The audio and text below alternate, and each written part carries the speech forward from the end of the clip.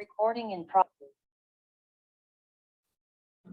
Buenas tardes, alumnos y alumnas. Hoy vamos a hacer un resumen de la primera clase que fue el 21 de octubre. En esta clase vamos a hablar de los temas principales que fueron abordados en ese momento. Lo primero es que se habló de la definición de idioma. El idioma es un conjunto o un código finito que permite infinito de significado. En el castellano, el español, el código finito sería el abecedario: A, B, C, D, F, G, H, I, J, K, L, M, N, Ñ, S, R, S, T, U, V, W. Y permite infinito de significado, por ejemplo, lo que estoy haciendo yo con ustedes, hablar. Hablar muchas palabras. ¿Ya? Todos los idiomas desde esta perspectiva son equivalentes. No existen idiomas superiores ni idiomas inferiores.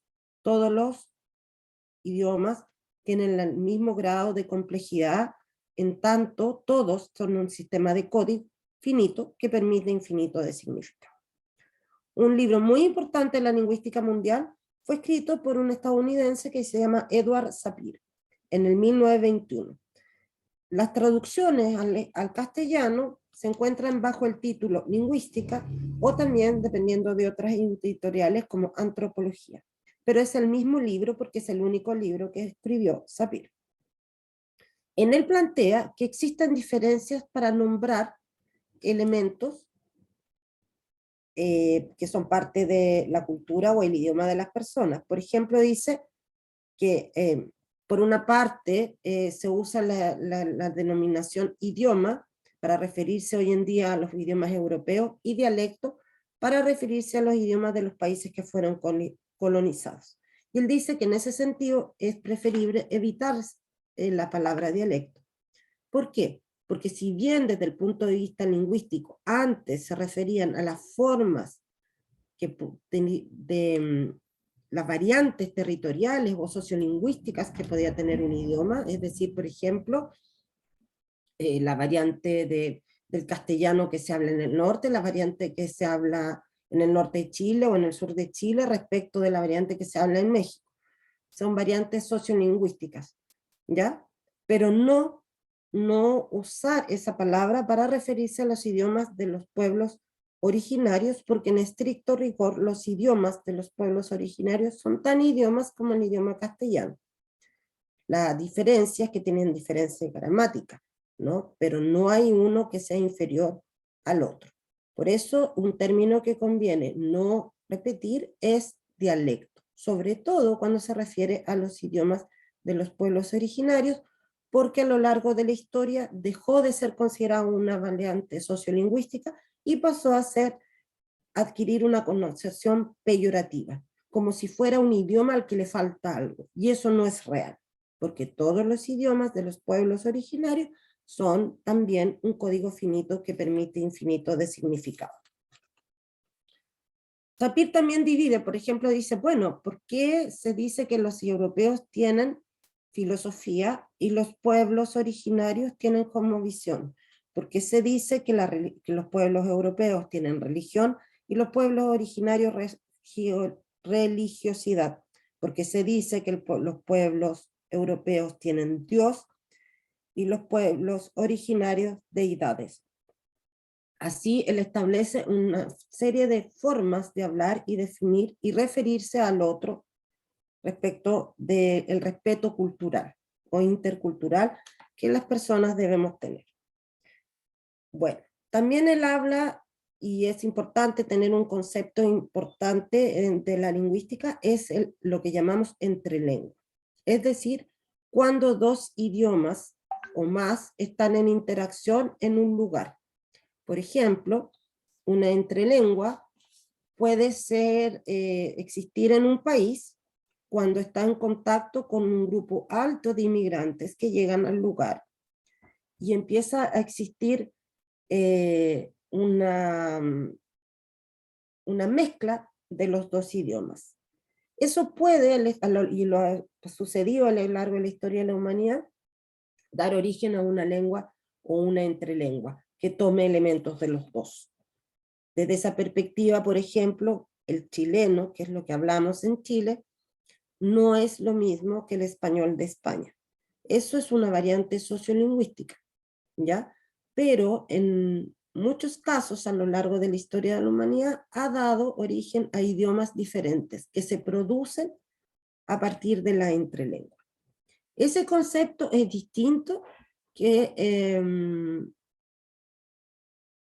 o sea, hablar de entrelengua se refiere a formar un nuevo idioma. Hablar del dialecto hoy en día en el uso cotidiano se usa para mirar peyorativamente el idioma de un grupo humano. Bueno, existen lenguas o idiomas que son dominantes y lenguas que son subordinadas. Esto sucede en diferentes países del mundo y tiene que ver con, por ejemplo, la continuidad o la revitalización o la existencia de los idiomas que en muchos de los casos, por ejemplo, fueron colonizados, ¿ya? A lo largo de la historia y de la humanidad. Un tema muy importante en el desarrollo cognitivo de los pequeños es considerar la importancia del bilingüismo coordinado. Lo que yo les explicaba es que, por ejemplo, existen alumnos pequeñitos que pueden tener en su casa hablar un idioma con su familia y en la escuela tener un idioma social.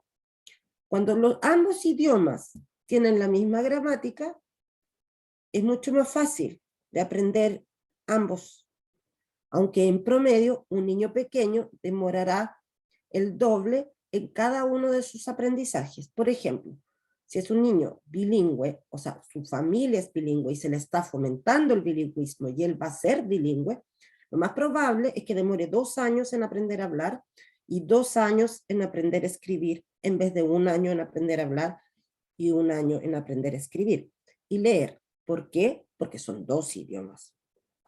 En ese sentido, también es muy importante considerar que, por ejemplo, los pequeñitos es recomendable que si son hijos de un matrimonio mixto y el papá o la mamá o las dos coeducadores hablan distintos idiomas, que cada uno le hable en el idioma materno.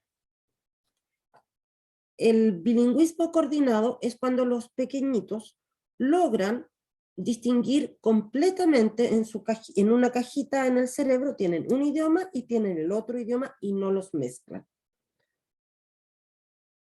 Puede suceder que en el transcurso del aprendizaje confundan y empiecen una frase en un idioma o en el otro, pero lo ideal es que ellos realmente, y los adultos que estén en torno a ellos, fomenten el desarrollo de un idioma independiente del otro para que los niños no intenten traducir y conozcan cada idioma con su propio sistema de códigos.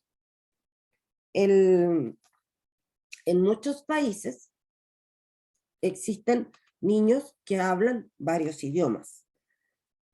Y suele ser cada vez más frecuente en las comunidades o en las sociedades contemporáneas que los niños hablen más de un idioma. Cuando se complejiza la situación es cuando ambos idiomas que habla el niño o escucha o está aprendiendo a hablar tienen gramáticas diferentes. Hemos dicho que existen por lo menos 3 tipos de gramáticas en los diferentes idiomas del mundo.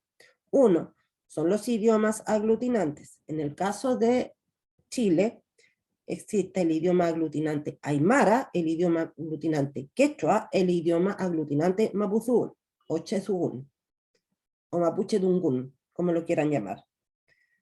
Existe una lengua aislante, que es el español, y existe una semi-aislante, que es el español, y una completamente aislante, que es el Rapa Nui, que es completamente aislante y además reduplicativa. ¿Qué quiere decir reduplicativa? Que, por ejemplo, para hablar de los ojos, como lo diríamos en castellano, que es una lengua semi-aislante, en Rapa Nui se dice ojo, ojo, o sea, se repite, se reduplica.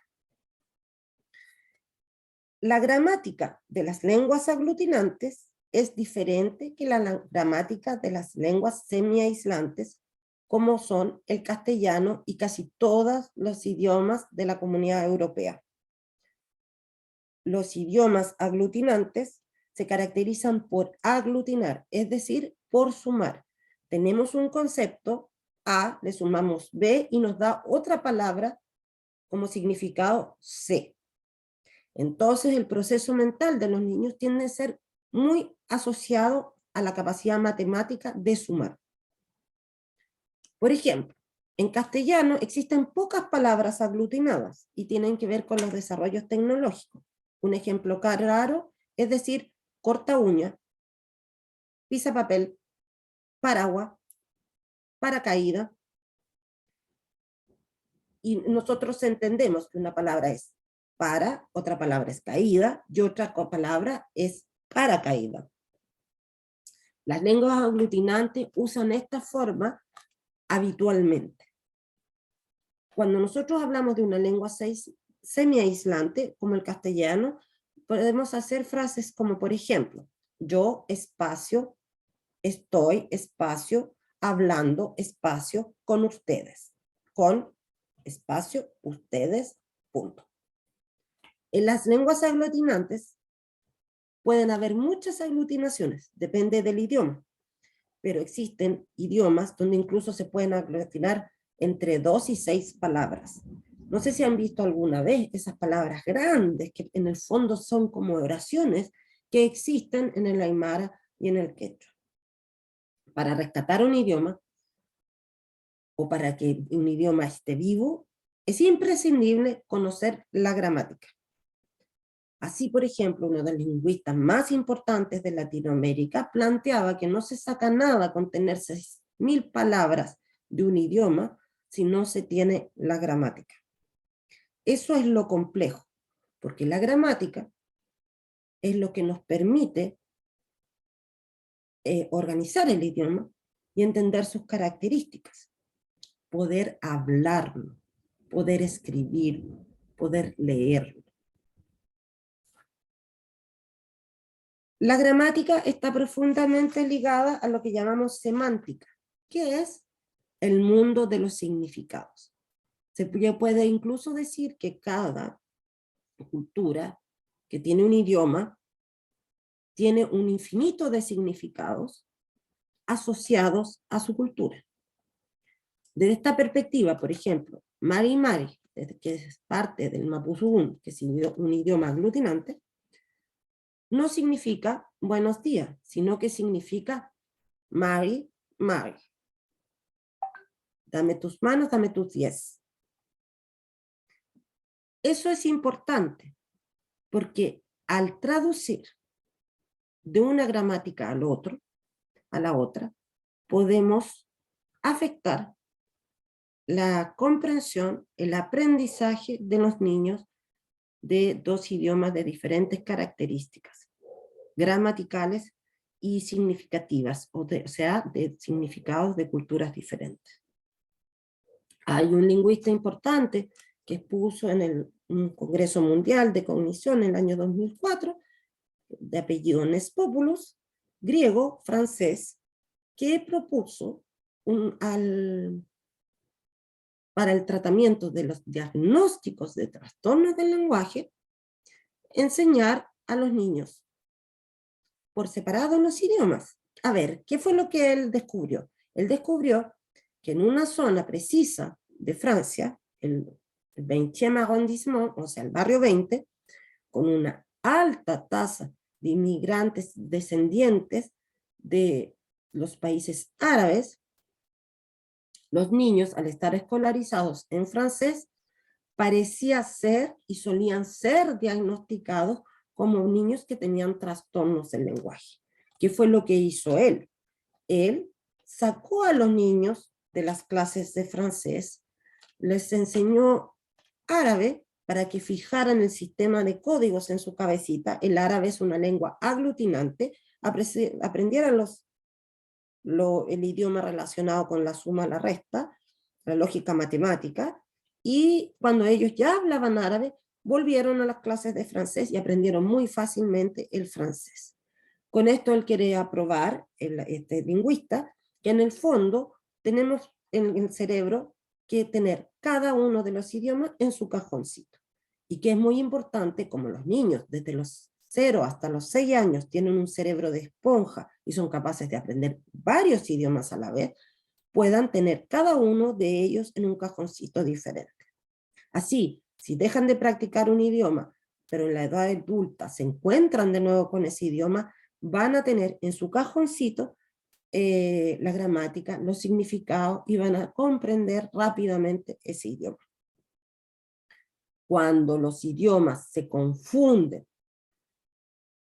al traducir uno al otro, se pueden crear lo que a veces se llama trastornos de lenguaje.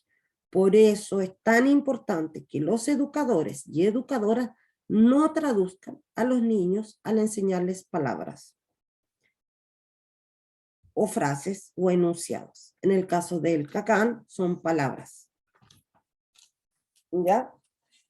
Una característica importante de los idiomas, también que refleja la cultura, son las toponimias y las antroponimias. Las toponimias son aquellas que se usan para nombrar lugares, la forma de nombrar un lugar. Y las antroponimias de dar nombre a las personas. Bueno, esto ha sido un resumen de la primera clase. Espero que les sirva. Un abrazo a todos y a todas.